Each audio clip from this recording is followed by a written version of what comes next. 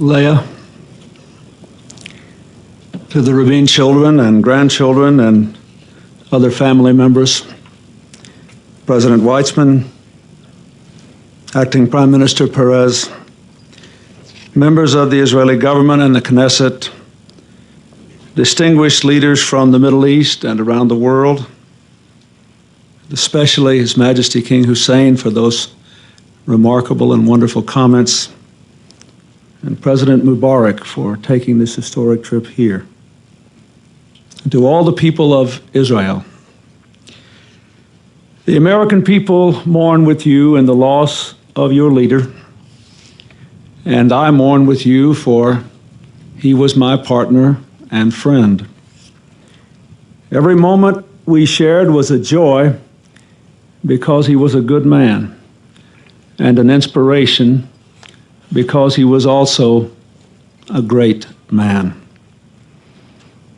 Leah, I know that too many times in the life of this country, you were called upon to comfort and console the mothers and the fathers, the husbands and the wives, the sons and the daughters who lost their loved ones to violence and vengeance. You gave them strength. Now we here and millions of people all around the world, in all humility and honor, offer you our strength. May God comfort you among all the mourners of Zion and Jerusalem. Yitzhak Rabin lived the history of Israel.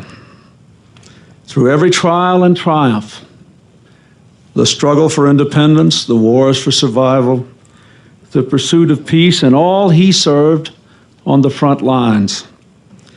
This son of David and of Solomon took up arms to defend Israel's freedom and laid down his life to secure Israel's future. He was a man completely without pretense, as all of his friends knew.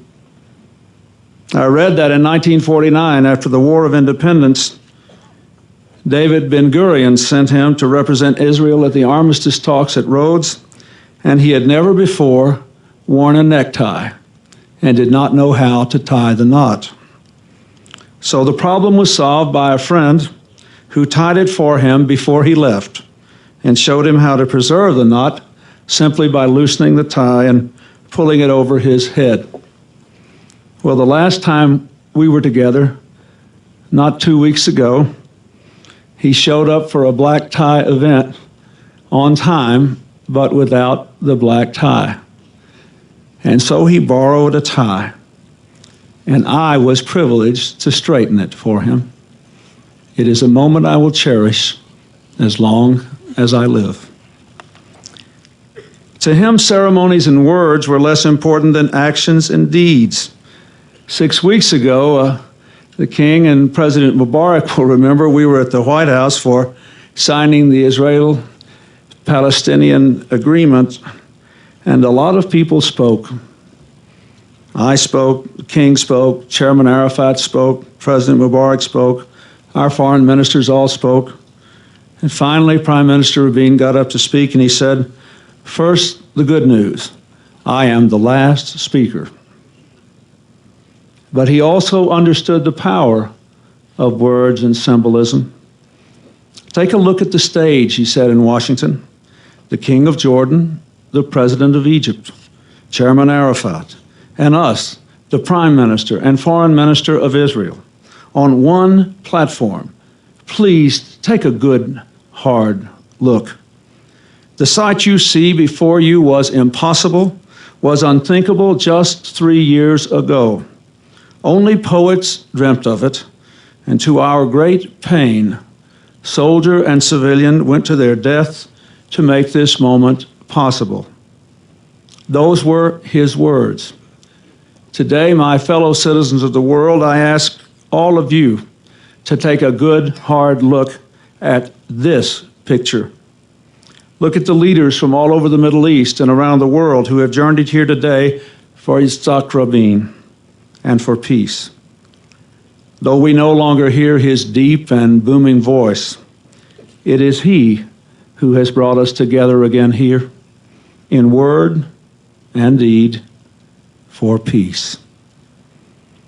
Now it falls to all of us who love peace and all of us who loved him to carry on the struggle to which he gave life and for which he gave his life. He cleared the path, and his Spirit continues to light the way. His Spirit lives on in the growing peace between Israel and her neighbors. It lives in the eyes of the children, the Jewish and the Arab children, who are leaving behind a past of fear for a future of hope. It lives on in the promise of true security.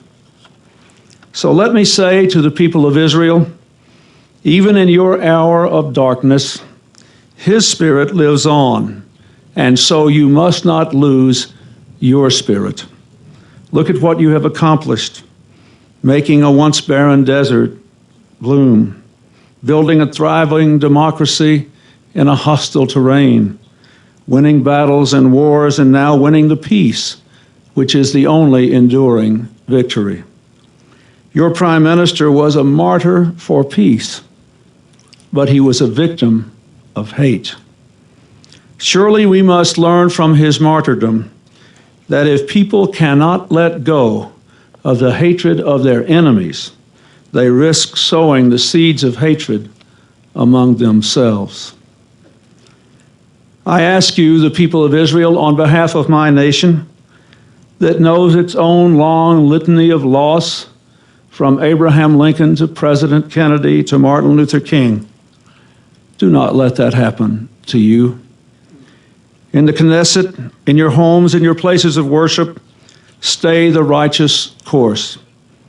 As Moses said to the children of Israel, when he knew he would not cross over into the promised land, be strong and of good courage.